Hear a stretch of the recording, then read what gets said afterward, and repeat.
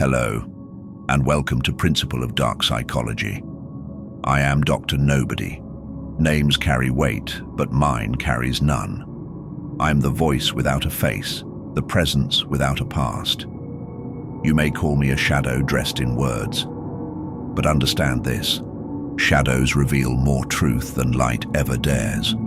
Today, we will descend into a world most people fear, deny, or pretend does not exist. A world that rules them in silence. They think they are free, but they are not. Their strings are being pulled every day by strangers, by rulers, by lovers, even by their own weaknesses. This is dark psychology.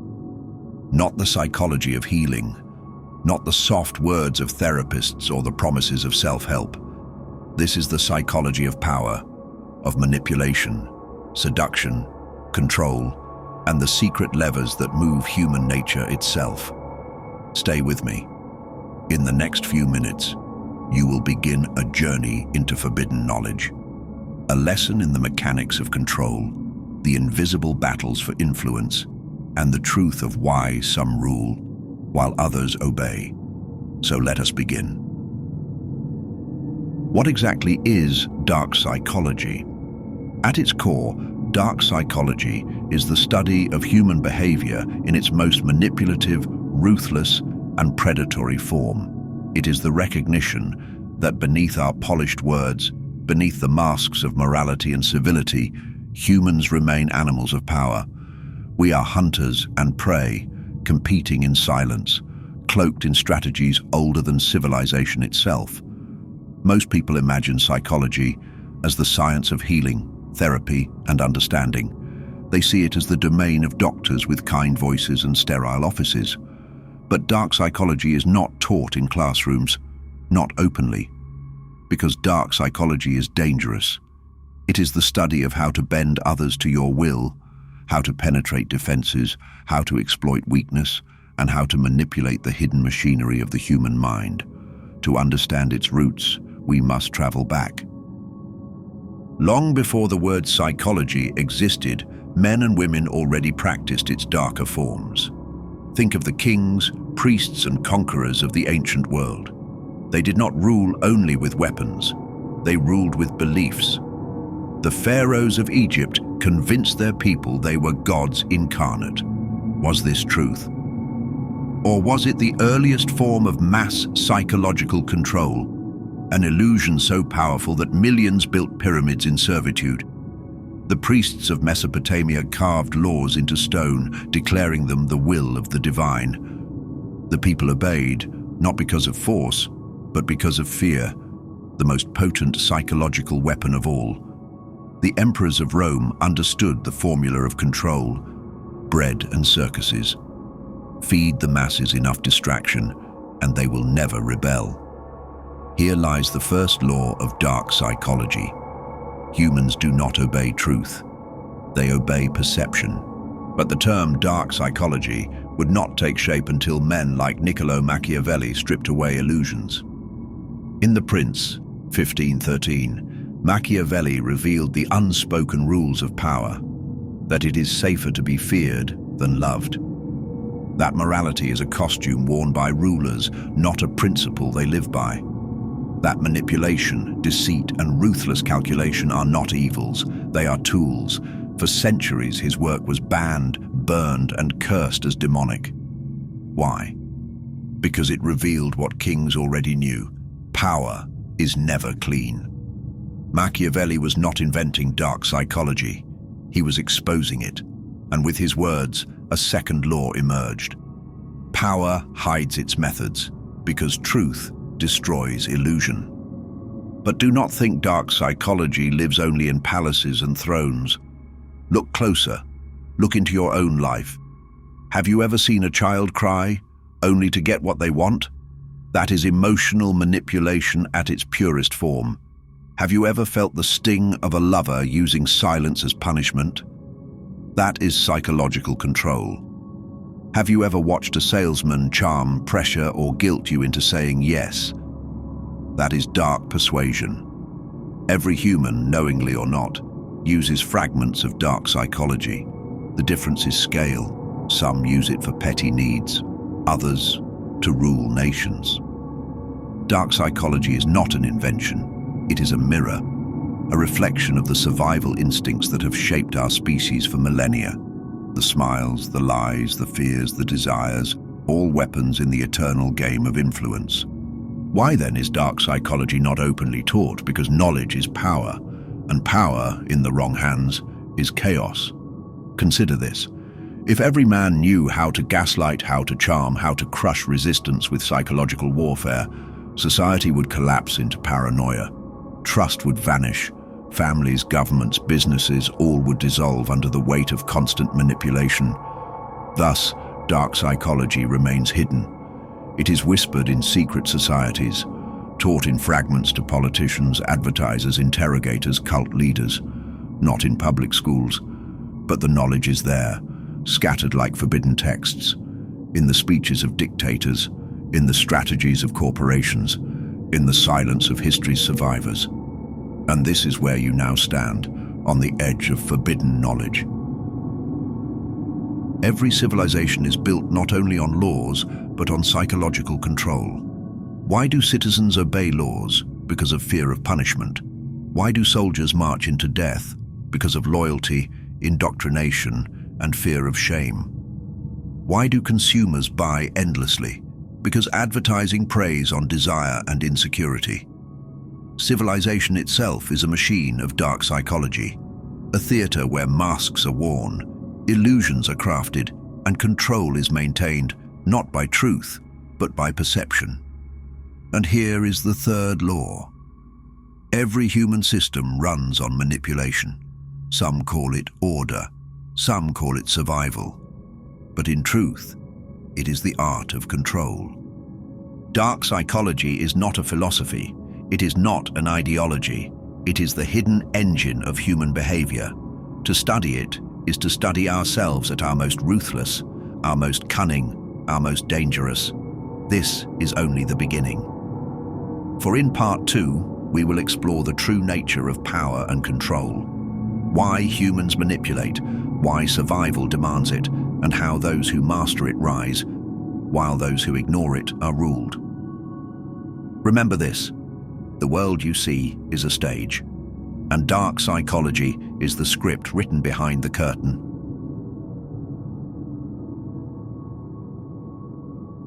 Power. It is the invisible currency that dictates every movement of human life. Money, status, love, respect, these are only symbols. Beneath them lies one root, the pursuit of power. Whether subtle or violent, conscious or unconscious, every human act bends toward control of the environment, of others, of destiny. Yet society has disguised this truth under words like morality, justice, equality. Noble masks, but remove them, and you will find the same engine that drove kings and conquerors beats in every human chest, the hunger to influence and dominate. To understand power, you must begin with biology.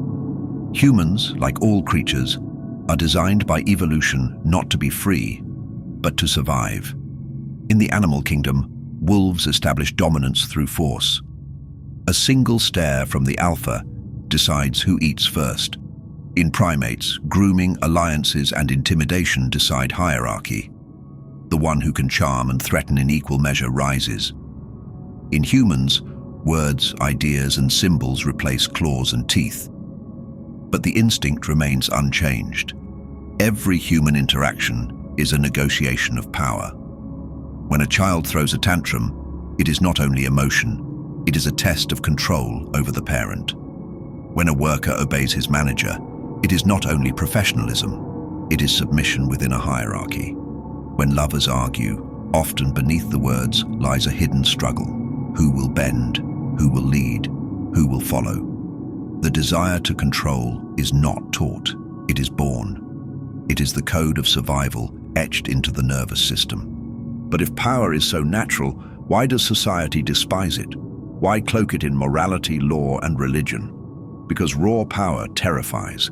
The masses cannot accept that they are constantly being controlled. So they invent illusions, moral codes, divine commandments, political slogans, to disguise domination as virtue. When kings ruled by divine right, they cloaked power in the sacred. When governments rule by democracy, they cloak power in the illusion of choice. When corporations manipulate through advertising, they cloak power in desire and freedom. This is the paradox. Humans despise the raw truth of power, yet they cannot live without it. So they bury it under masks. But beneath every mask lies the same face: domination, influence, survival. Power is not chaos. It has structure. Like gravity, it follows hidden laws. To master dark psychology, you must learn the architecture of control. Authority, the perception of higher status, compels obedience. People follow uniforms, titles, symbols. The crown on a king's head is not metal, it is psychology. Fear, nothing binds tighter than fear. The threat of punishment, loss, or rejection is often more powerful than any reward. Desire, humans can be led not only by chains, but by cravings. Lust, greed, ambition, when awakened, they control more strongly than whips. Belief, the deepest control, comes from shaping perception.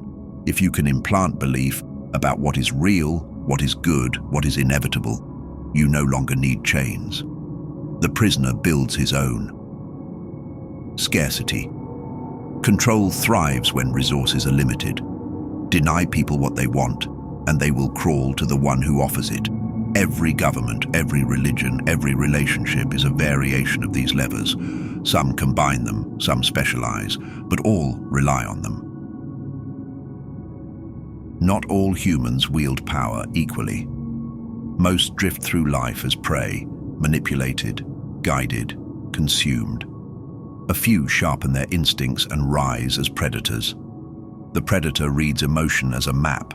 He sees weakness where others see kindness. He knows that anger is a wound to exploit, fear is a leash to pull, desire is a chain to tighten. He does not ask, what is right? He asks, what works? This division between predator and prey is eternal. Some deny it, but history records it in blood. Kingdoms, corporations, even households are arenas of this struggle.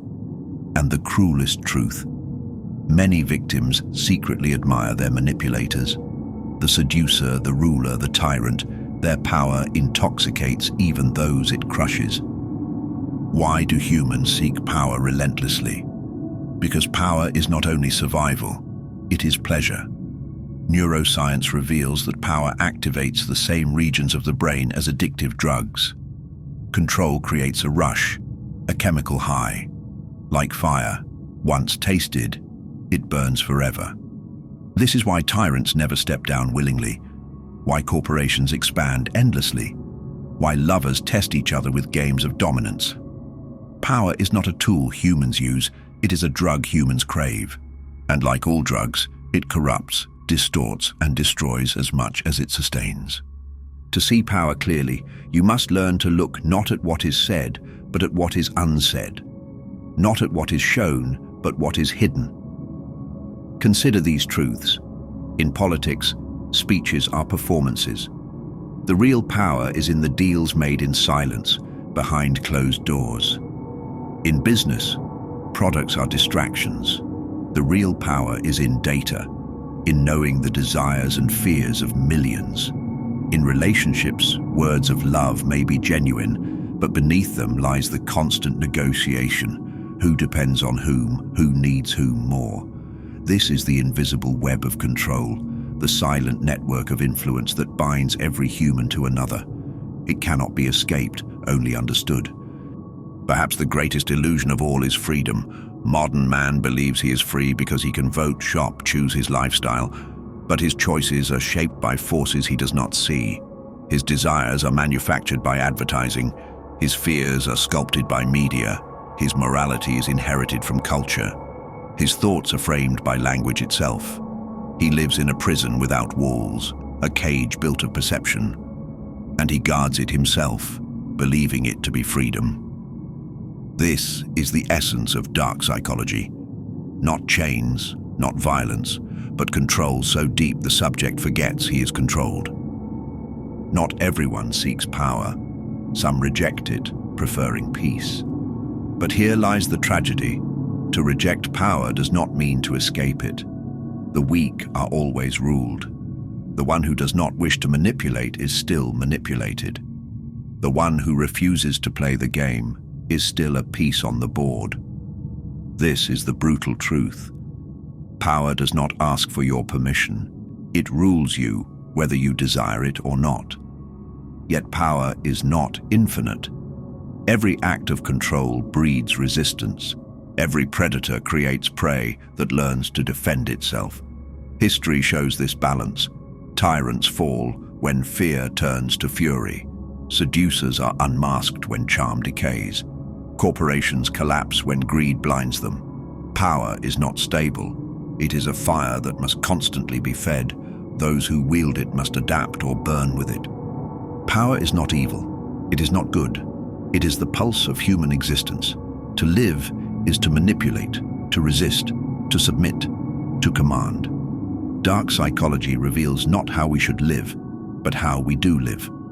And now you have seen its architecture: fear, desire, belief, scarcity, authority, the levers of control. But this is only the surface.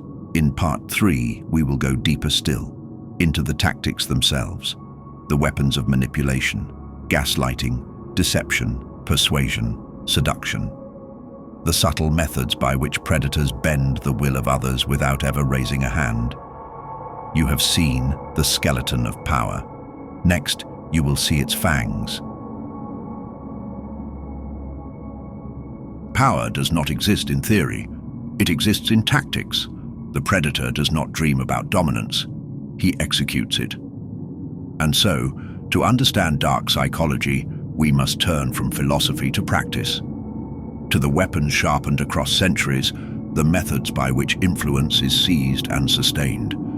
These tactics are not abstractions. They are the very tools used by rulers, cult leaders, lovers, advertisers, and manipulators in every corner of the world. Some wear uniforms, some wear a smile, some wear nothing but silence. But their arsenal is always the same: covert weapons of the mind. At the root of manipulation lies deception, the art of making reality bend. Deception is not simply lying. A lie is crude. True deception is far more refined. It is illusion.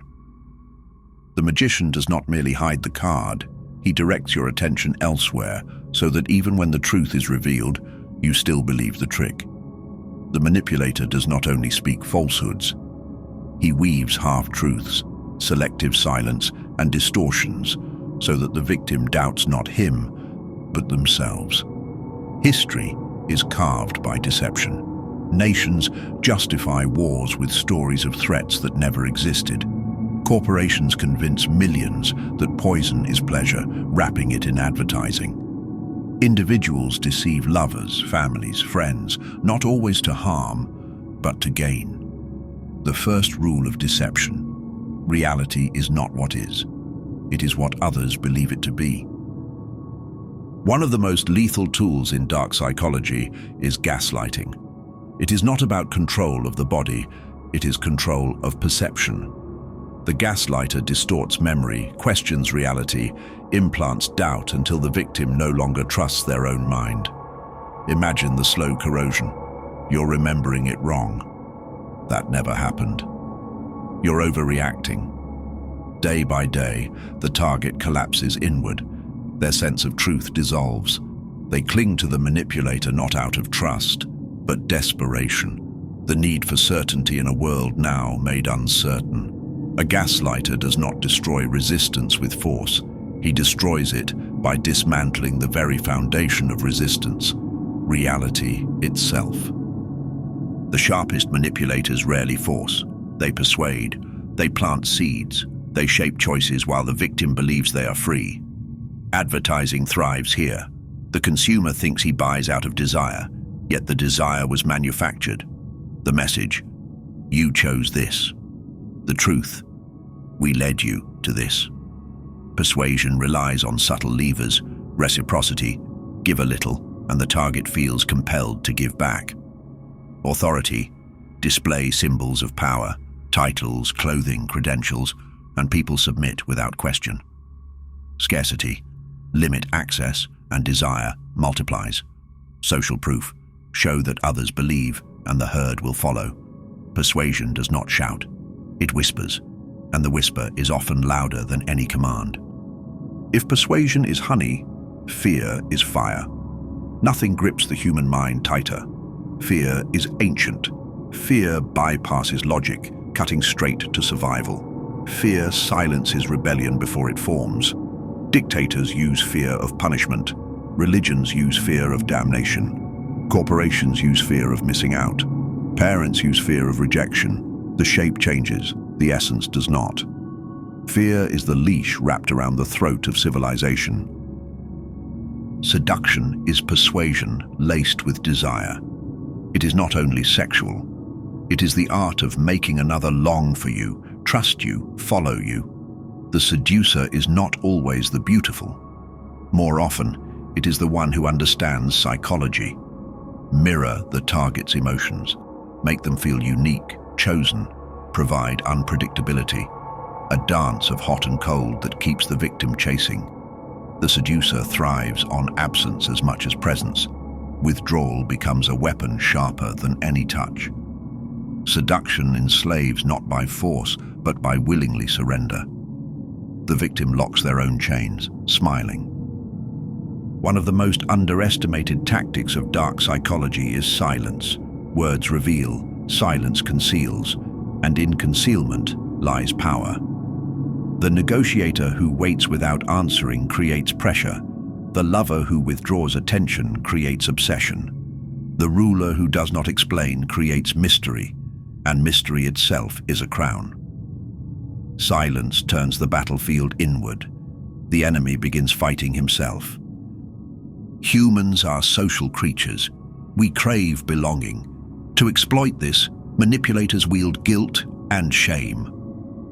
After all I've done for you. A good person would never. Everyone thinks you're.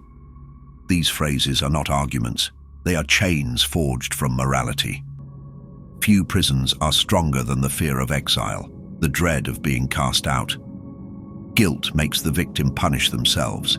Shame makes them beg for acceptance. The manipulator simply watches. To control, first cut the ties. Cult leaders know this well. Remove the target from family, friends, outside voices. Once isolated, the victim becomes dependent. Their only source of reality is the manipulator. Isolation magnifies every other weapon. Gaslighting becomes stronger, fear becomes sharper, seduction becomes unbreakable. The most dangerous prisons are not iron. They are invisible walls built by cutting off escape.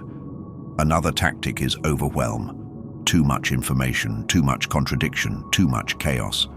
The victim becomes paralyzed, unable to think, unable to act. In that fog, the manipulator provides clarity, their own version of truth, and the victim clings to it, relieved to have direction. Confusion is not failure of control, it is a strategy of control. At its most primal, manipulation mirrors training of animals, reward and punishment, praise, affection, gifts, status when obedience is given, withdrawal, criticism, humiliation when it is denied. The cycle conditions the victim like Pavlov's dogs. Soon they anticipate reward and fear punishment so deeply that resistance dies before it is born. Together, these weapons form the toolkit of dark psychology. Rarely is only one used.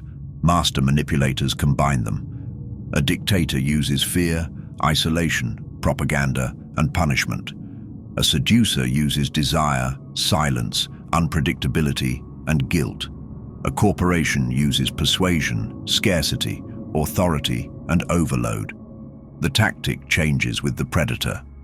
The essence does not. What makes these tactics lethal is not only their design, but the blindness of the victim. Most humans assume honesty. They project their own morality onto others, and so they walk willingly into traps, convinced they are free.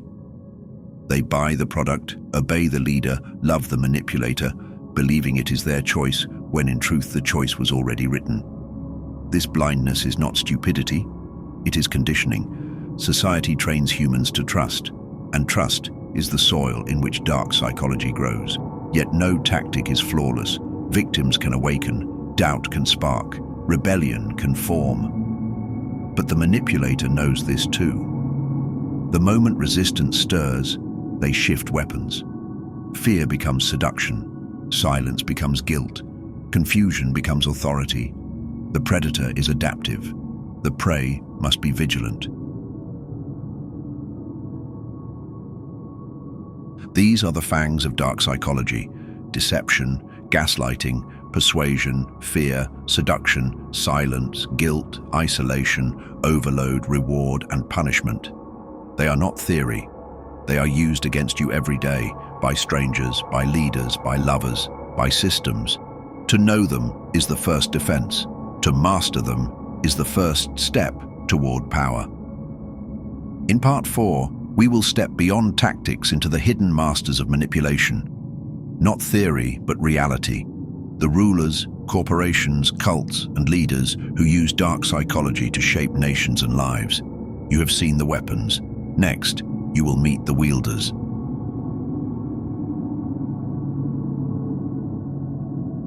The weapons of dark psychology do not hover in theory. They are wielded by hands both famous and invisible. Behind history's monuments and today's headlines lie the architects of influence, the engineers of obedience. Some names echo through centuries. Others hide in shadows, faceless yet powerful. But all share one thing: mastery of the human mind. The most visible masters of dark psychology are tyrants. They rule not with bullets alone, but with fear, illusion, and control of perception. Adolf Hitler rose not because of brute force, but because of mastery of propaganda. He understood that words could be weapons sharper than any blade. He stirred fear of enemies, stoked pride in identity, and cast himself as savior.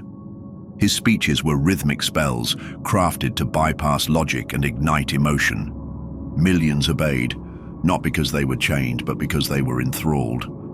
Joseph Stalin manipulated not through charisma, but terror. He perfected the tactic of isolation, cutting off voices of dissent, rewriting history, and turning neighbors into spies. Fear and paranoia became chains stronger than steel. Mao Zedong wielded ideology like a sword. He convinced millions to see suffering as virtue, to sacrifice themselves for a vision. When belief is weaponized, people do not resist. They volunteer. Dictators are proof that dark psychology can enslave nations without firing a shot. Control the narrative, the fear, the belief, and you control the people. Not all masters wear crowns. Some wear robes, smiles, or plain clothes. Cult leaders are among the most cunning manipulators in history. Jim Jones convinced over 900 followers to drink poison in Jonestown. How? Through isolation, gaslighting, and seduction of belief. He stripped followers of ties to family, fed them endless rhetoric, and created dependency so total that death seemed preferable to disobedience. Charles Manson had no wealth, no throne, yet he controlled lives. His weapon was charisma, mirroring desires, offering identity to the lost, and demanding loyalty tested by violence. His cult obeyed not because of logic, but because he gave them what they craved most: belonging. Modern cults operate in boardrooms and living rooms as much as temples. They use the same blueprint: isolate, overload, seduce, and bind with fear. The tactic is timeless. Only the costumes change. Perhaps the most subtle masters of dark psychology are not tyrants or cultists, but corporations. Advertising is institutionalized manipulation. Entire industries exist to hijack desire, implant insecurity, and guide behavior. Fast food giants engineer flavors that addict, then market them as happiness. Fashion brands manufacture scarcity and exclusivity, convincing millions that identity can be purchased. Tech corporations design apps to exploit dopamine loops, trapping billions in cycles of scrolling, clicking, consuming. The brilliance of corporate manipulation is that it does not feel like slavery. The consumer believes they are free, yet their tastes, habits, and even thoughts are programmed by campaigns designed in boardrooms, where dictators rule by fear, corporations rule by desire. Both are chains. One burns, one shines, both bind. Nations survive not by brute force alone, but by weaving illusions. Democracies sell freedom, yet campaigns are orchestrated spectacles, persuasion layered with fear, promises, and propaganda. Surveillance states cloak control in the language of safety, convincing citizens to surrender privacy for protection. Wars are justified not only with weapons, but with narratives. The enemy is demonized, the nation sanctified. Words make killing seem noble. Governments are perhaps the most polished practitioners of dark psychology. They combine every weapon: fear, persuasion, isolation, seduction of belief. Their survival depends not only on armies, but on stories. The religious institutions. Religion has been both salvation and manipulation. At its core, faith is one of the deepest human needs, the need for meaning, hope, belonging. Masters of dark psychology have long known how to exploit this. Fear of damnation becomes a leash. Promises of paradise become bait. Rituals and symbols shape perception, turning ordinary objects into sacred anchors of loyalty. This is not to say religion is only control, but throughout history, its leaders have used the full arsenal of dark psychology. From crusades to inquisitions, from indulgences to televangelism, belief has been one of the most powerful tools of influence ever wielded. Not all masters of dark psychology sit in thrones or pulpits. Some sit at your table. The lover who withholds affection then floods it, creating addiction. The friend who manipulates through guilt, keeping you bound in loyalty. The boss who uses praise and punishment to grind obedience. These small tyrants shape lives quietly, yet their influence can be as destructive as nations. Dark psychology scales, from the battlefield of nations to the battlefield of hearts. In the modern era, the battlefield has shifted. Screens are now the stage of manipulation. News outlets amplify fear. Knowing fear keeps eyes glued. Social media platforms manipulate dopamine, trapping attention in endless loops. Algorithms decide what truths you see and which you never encounter. This is the most dangerous form of dark psychology. Subtle, invisible, constant. Unlike dictators, the modern masters do not demand loyalty with violence. They gain it with distraction, a prison built of comfort and endless noise. Some of the most dangerous wielders of dark psychology are invisible. They do not seek fame, they seek control. Intelligence agencies shape events through propaganda and disinformation. Think tanks and lobbyists craft narratives that steer entire populations without ever being seen. Hackers and data brokers manipulate with precision, targeting individuals with messages designed to bypass rational thought. These faceless engineers of influence prove the ultimate truth. The greatest power is not recognized. It does not announce itself. It operates unseen. What makes these masters effective? Not magic, not genius, but understanding of the human mind at its weakest points. People crave belonging, so they isolate, then offer it. People fear rejection, so they use shame and guilt.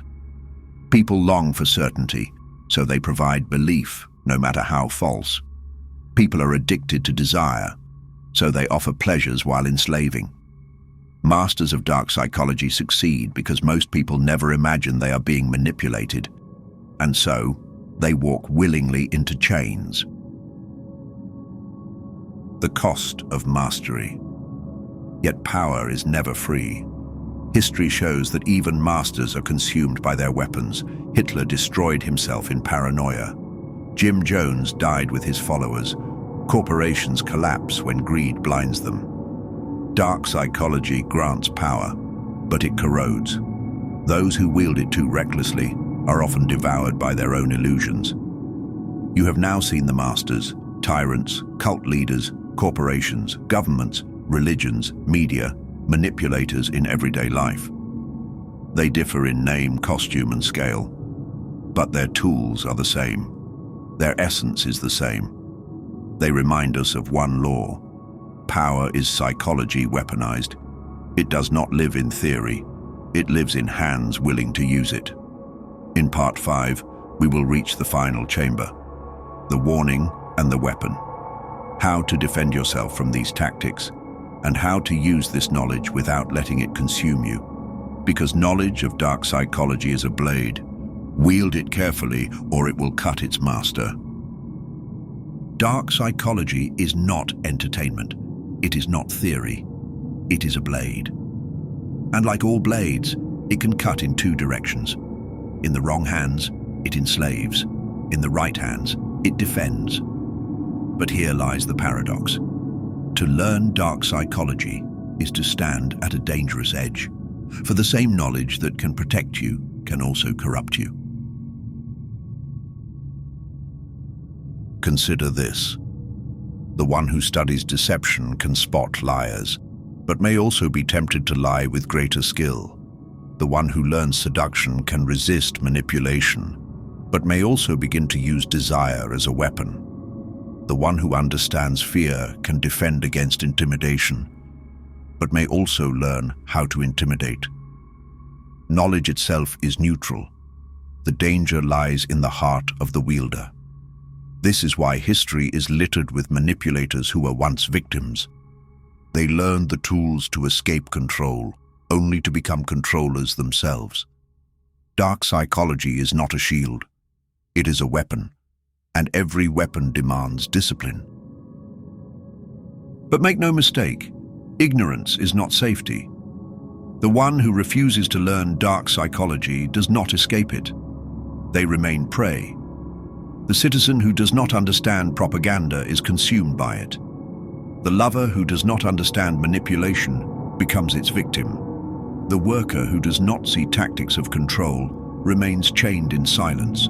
To ignore dark psychology is to walk blindfolded through a battlefield. You may claim peace, but the predators will not honor it. Ignorance is not innocence, it is vulnerability. How then can one defend? The answer is not paranoia, but awareness. Recognize the patterns. The first shield is knowledge.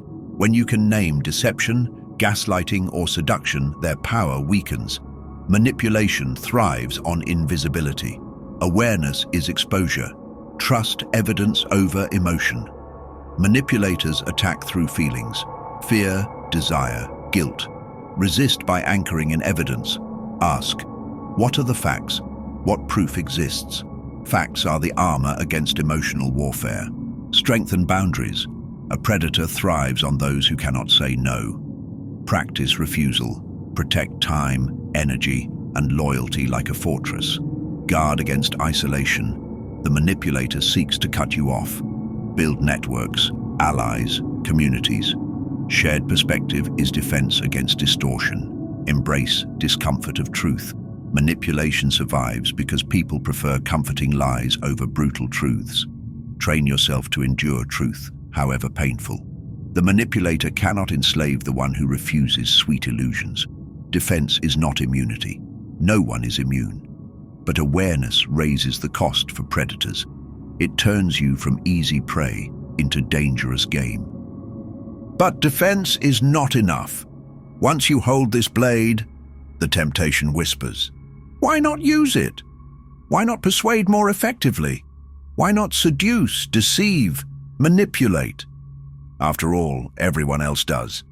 This is the moment of truth for the student of dark psychology. Do you become predator or something rarer? A warrior who knows the weapons of shadows but does not live by them. This choice separates survival from corruption. It is easy to fall into darkness. It is harder to master the weapon without being consumed.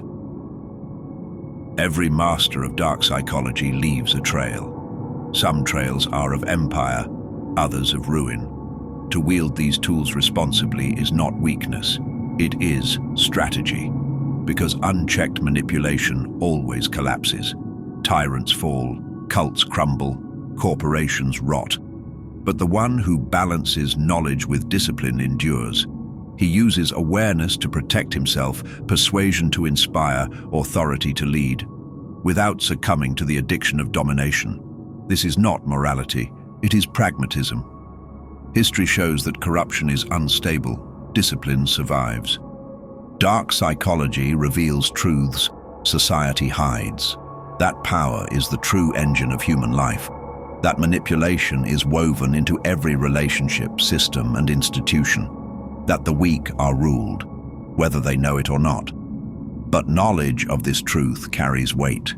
You cannot unsee it. You cannot return to innocence. And once you step into this world, you must decide. Will you wield it to enslave, or will you wield it to defend, to see, to survive? The warning is clear. The tools of dark psychology are never put down. Once you hold them, they remain. The only question is how you will carry them. What then is the ultimate weapon of dark psychology? It is not fear, not seduction, not deception. It is self-mastery. Because the predator who cannot master himself will eventually destroy himself. But the one who commands his own impulses, his own fears, his own desires, he cannot be enslaved. The man who does not fear cannot be controlled by threats. The man who does not crave cannot be manipulated by temptation. The man who knows his own mind cannot be gaslighted into doubt. Self-mastery is the shield and the sword. It is the one defense that also grants offense. It is the core of power that cannot be stolen. This, then, is the end of the beginning. You have walked through the shadows of dark psychology, its origins, its nature, its tactics, its masters, and its dangers. You now hold the forbidden blade. The question is no longer whether you will face manipulation. You already do. The question is whether you will face it blind or armed. Dark psychology is not a curse. It is not a gift. It is a tool. In the hands of the unaware, it enslaves. In the hands of the disciplined, it liberates. Remember, power always flows. Influence always operates. Control is never absent. The only choice you have is whether to be its victim or its master. And so, the first lesson is complete. Welcome to the forbidden science of dark psychology.